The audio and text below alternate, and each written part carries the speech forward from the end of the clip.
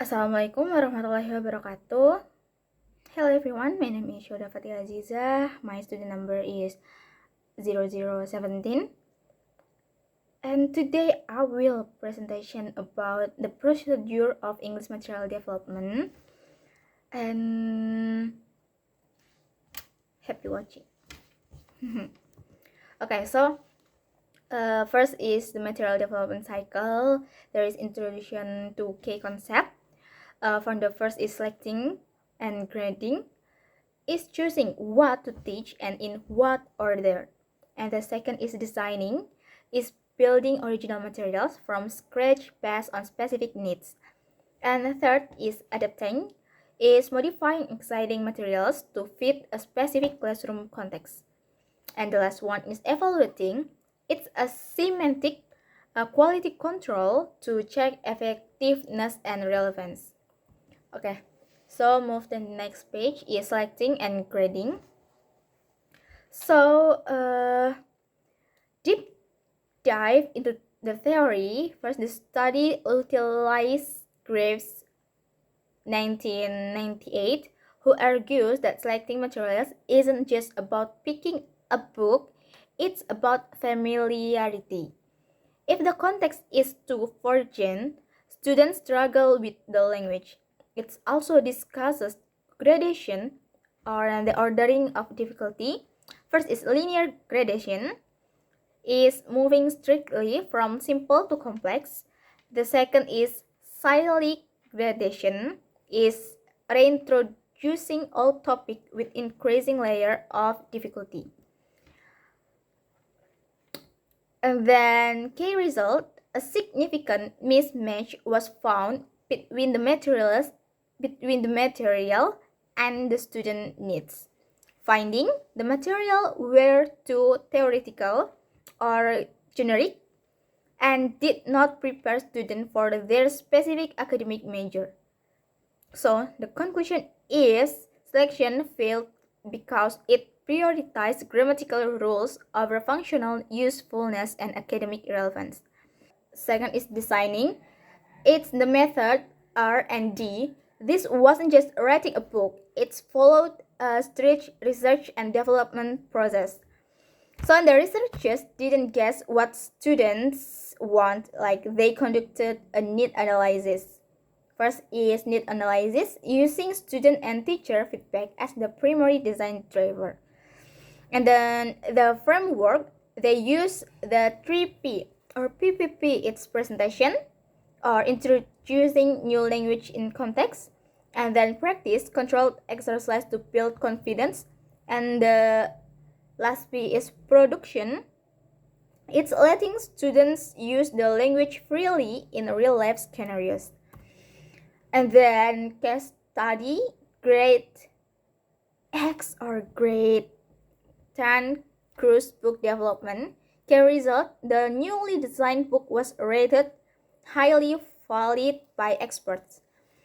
Need analysis finding, exciting books lacked local content and were visually unappealing. Outcome, integrating local Indonesian names like place and cultural context significantly increased student engagement and meet national curriculum standard more effectively. Next is adapting. Tomlinson and Mashura, 2018, factor influencing adaptation like context, learners, and teachers.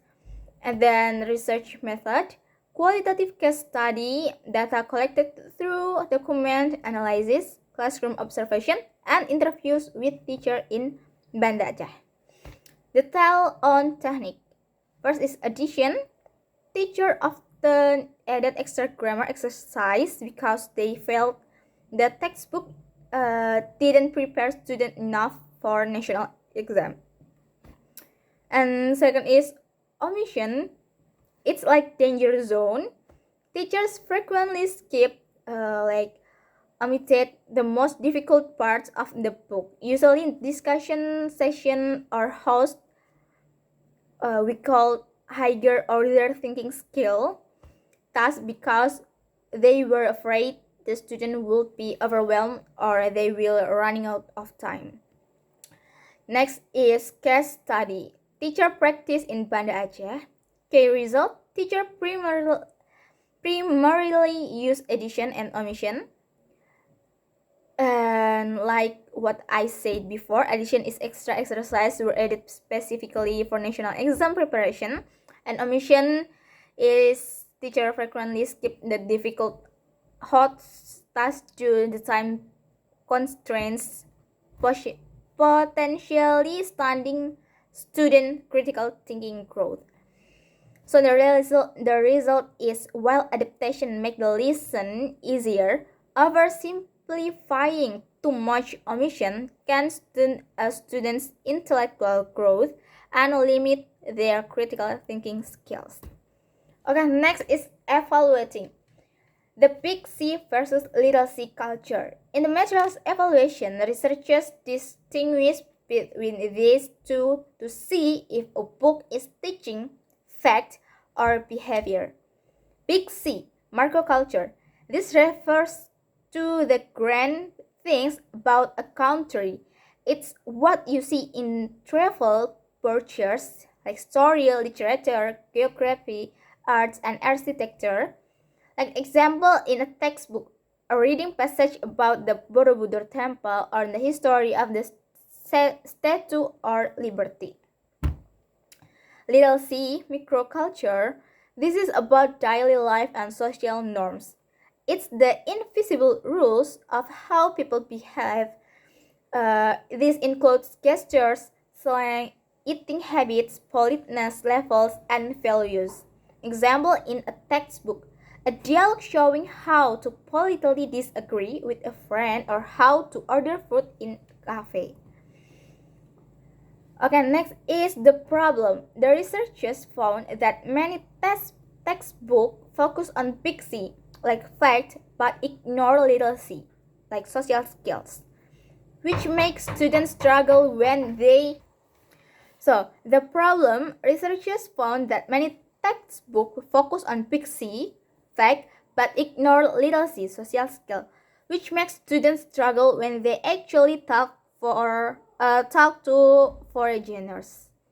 Synthesis of finding. Evaluation result. Most textbooks were found to be culturally thin, focusing on grammar while lacking enough source, Indonesian, and target culture. Final conclusion.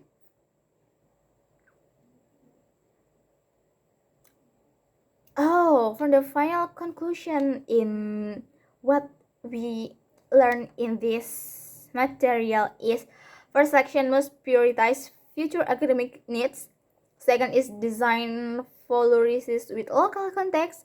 Third, adaptation should not sacrifice challenge for comfort. Fourth, or the last one, is evaluation is essential to ensure materials are culturally rich. So by understanding these four procedures like selecting, designing, adapting, and evaluating, we can create learning experience that don't just teach students how to speak English, but how to use it meaningfully in the real world. So, thanks for your attention. Thank you for listening. That's all for me. Wassalamualaikum warahmatullahi wabarakatuh.